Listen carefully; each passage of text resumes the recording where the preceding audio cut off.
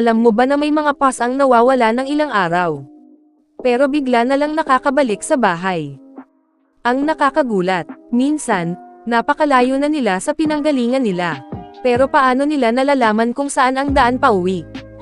Isa sa pinakamahalagang ginagamit ng pusa ay ang pangamoy. Napakalakas ng sense of smell nila, kaya nakakakilala sila ng iba't ibang amoy sa kanilang paligid. Bukod doon, gumagamit din sila ng memory at landmarks. Kapag lagi silang gumagala sa paligid ng bahay, naaalala nila ang mga kalsada, gusali, puno, at iba pang bagay na pamilyar sa kanila. May hypothesis din na maaaring makatulong sa kanila ang Earth's magnetic field para sa kanilang orientation.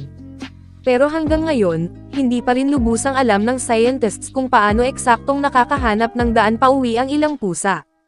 Kaya sa susunod na makita mong umuwi ang pusa mo matapos mawala, isipin mo na lang, baka hindi talaga siya naligaw. Baka, alam niya kung saan siya dapat bumalik.